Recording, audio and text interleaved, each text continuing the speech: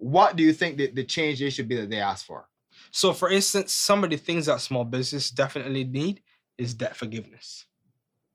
So, a lot of small businesses are in debt. Yes. Because of no fault of their own.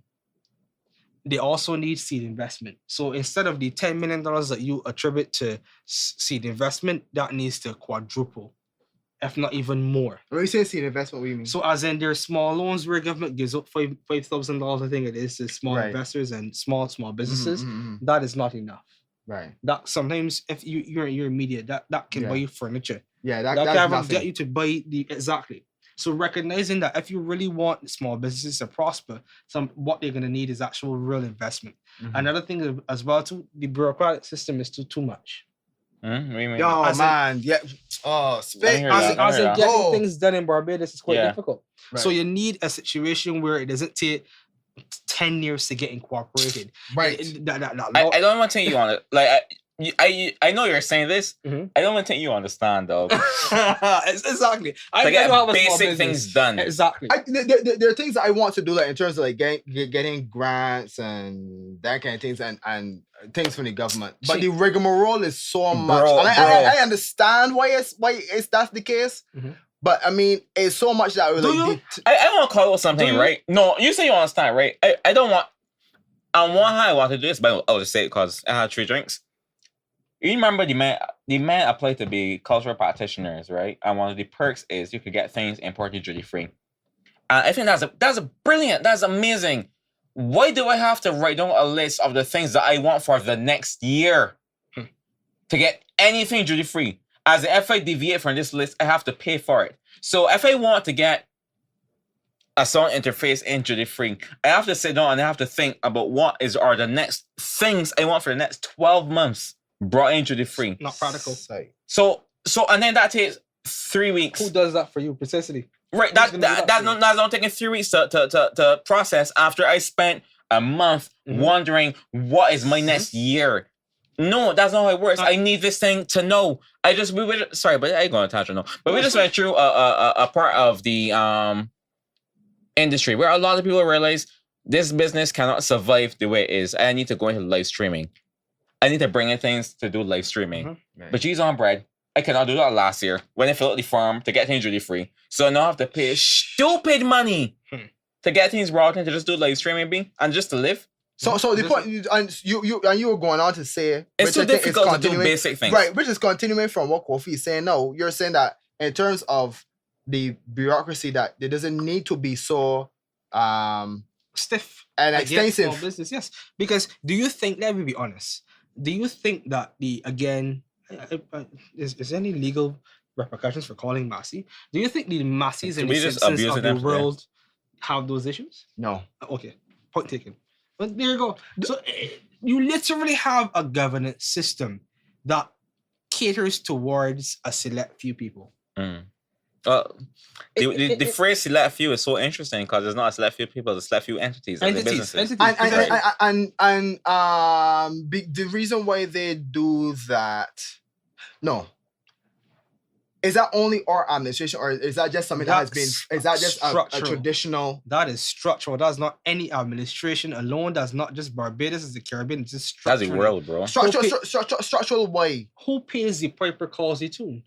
So many of you, when elections come around, who political party financing as a small business?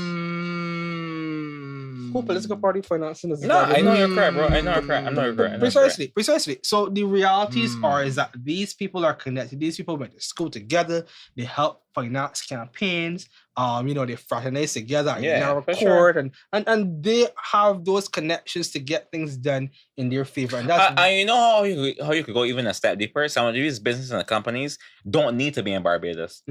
They could easily go to Jamaica, Trinidad, any other country and succeed. So we need to pull as much strings as we can to keep them in Barbados to employ more Barbadians.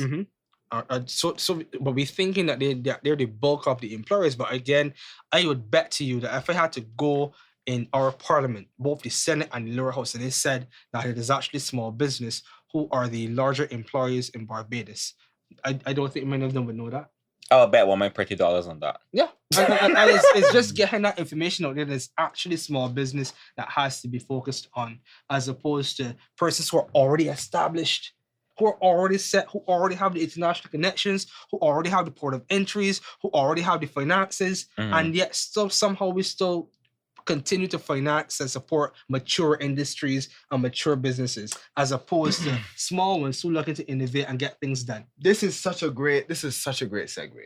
And I have to also stop saying when they're great segues, because I realize that I've gotten the habit of saying that this is such a great segue. This is such a great segue because Barbados has been divided into two Barbadoses many times. One of the times has been with, and I don't know if you've seen the conversations that people have had on social media, but one has been like the favor that tourists get, and then how locals are playing like second fiddle in a way. And then the same thing that you said about the international stage, and then but home drums don't beat first. A few organizations have gotten priority when everybody else did not. One of the two Barbadoses that we have seen has been the church and everyone else. And the state. And that is just the church and everybody that is not in the church, but the church gets favor and other people do not. And that's how it comes across to me. And I think that plays into what you're saying about that. A lot of these big companies get favor because of the fact that they have a hand in the pie, and that our hands are too small as small people to give our hand in the pie too. And that plays a role in the two Barbadoses being the bigger businesses, right? And then the small people that are that are emerging businesses that are coming up, we get the short end of the stick. I don't want to cut you off, Marcus. I just want you to say real quick, right? Just to add on to what you're saying, just to bring it back to the same duty-free issue with small businesses and the church, to get a piece of equipment for the church, right? This is the same thing. It is to write a letter, though. Where the small business have to sit down and think, what am I doing for the next year? The church has to write a letter and say, I need this to know. Give me this no. Which ties back into everything that we were all saying about the Republic, right? And it's a huge knock that we have on what they're doing with the Republic and stuff or whatever. I agree with you that I do love the fact that we have broken colonial chains and whatever, and we've moved on to the net. But have we though?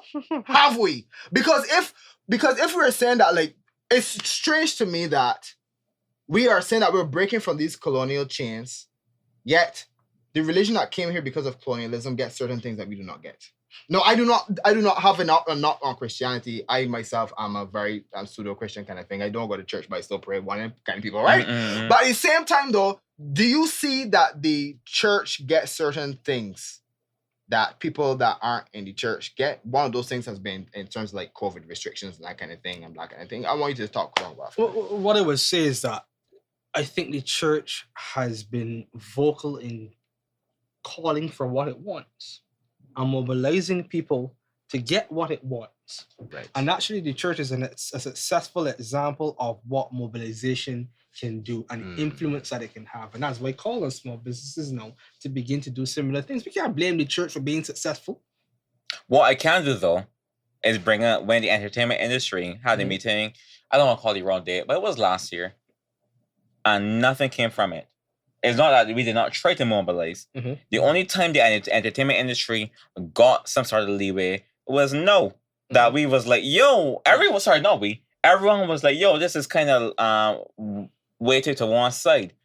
So it cannot be simply that the church has been mobilizing. People have been vocalizing. People have been saying, yo, if this can happen, surely X can happen, which is very reasonable. So it is reasonable. The thing is that the church has been mobilizing even when they're not problems. That's the difference. Remember, the church is an institution, right? An extremely old institution, right? That has already had its tentacles in government, had its tentacles on the politicians for a long period of time. It has the connections and all those various things. So if you have a new entity, if you have a new mobilization coming in, you may not have as much influence as something that's been around 1,000 years. I am describing entertainment. The entertainment industry is not new. No, I don't mean comparatively new. But what I'm saying is that the church has always been a mobilizer. It has always been an influencer. It has always had those connections. Entertainment is something that might be relatively seasonal. The issues are colloquial, whereas the church has always had its thumb on politics. That sort of mentality can hold back the economy. Agreed. I don't disagree. Okay, so you think that so we should kind of take from a page from the church's book, kind of. Certainly. Okay, but you do get a lot of the frustration that the entertainers feel. Yeah, certainly. But it goes beyond just the church. The two Barbadians to speak of. I used this example already before. The Mark Maloney situation and Ross University in particular. So you had a situation where it was argued that Ross would bring $200 million into the Barbadian economy. Mm-hmm. And what have we done? We have reproduced the colonial system where it's plantationalized, as I call it. So all the housing, in essence, the transport is in one body's hand. Why do we not have a kind of like how the cruise ships has come and they only book X company precisely. Tourists, so why do we not begin to democratize our money? Right. You use a good example, for instance, so persons could build up in their house and tell our students to come and live at my apartment. They get some of that cut.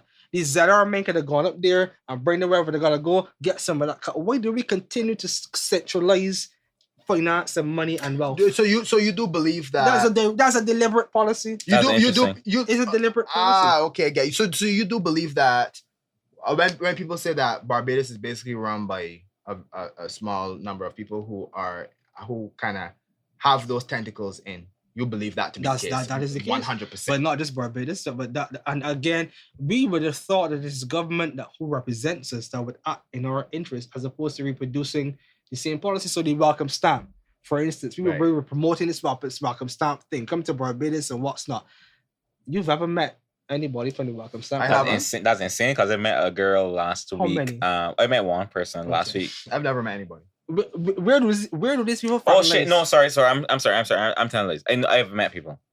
I have not. You've met any? I never met. Okay, where do these people fraternize?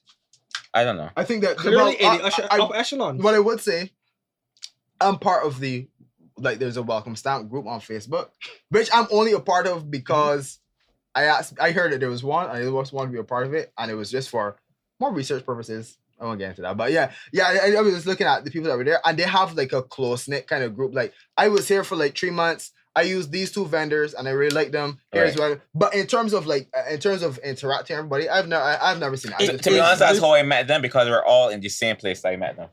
They're reproducing the same tourism product. Remember, we always talk about all-inclusive tourism where they come in, they use the same boating, the same buses, the same entities. It's reproducing like that. Almost a resort type of tourism. It's reproducing that. So why do we not democratize our wealth? Why do we not democratize the pie? Okay, those are deliberate policies. You can't tell me otherwise. This is an interesting point, Dane. This is an interesting point. A lot of people are saying that, and I think that this somewhat ties into what you were saying about what the Republic should be. The Republic represents breaking away from old ideologies and everything going to, like, for example, the Queen, right? And we have that kind of like hierarchy of things in almost every industry, right? But how do you do that when it comes to money, privilege, and wealth? Because to me, right, in terms of this a capitalist society, people that are wealthy will always be favored over those that are not wealthy, simply because those that are wealthy can add something that others cannot. I don't knock anybody for being wealthy. So, how do you do that? How do you tell somebody that has money, we're not going to use you anymore, regardless of what your product might be, or regardless of what your incentives might be, simply because we help out people that are underprivileged or whatever? How do you make that without slighting them in some way? It has to be a policy decision where a government recognizes that a mature individual, a mature entity, a mature corporation does not need my help. This is taxpayers' dollars. Help who need it most. Why would an entity that has all of these resources need government help? Funding it in a different direction. It has to be a deliberate policy when you recognize as a government, you know what? It is my responsibility to ensure that these individuals are taken care of and these individuals can be prioritized and money goes towards these individuals. Government support towards it, that its procurement process and program was supposed to enhance, or rather not enhance, sorry, 5% was supposed to go to young people and this percent is supposed to go to this place and that place. Those are the things you have to actually start doing, ensuring that your money is being spent in certain areas as opposed to all of it going in one direction. Interesting. You have to, and the thing is, you ask me, in essence, you know, why is this happening? Why is this happening? Because people are so used to it happening, they don't recognize it's happening. Because I raised it to the point to you today that the Ross University situation is a reproduction of the plantation system. The Welcome Start situation is a reproduction of the plantation system. They are, but people don't seem to recognize it. That the wealth is again being concentrating in a single set of people. And that is a deliberate policy. Rich people happy. Exactly. It's always been a deliberate policy and it continues to be a deliberate policy.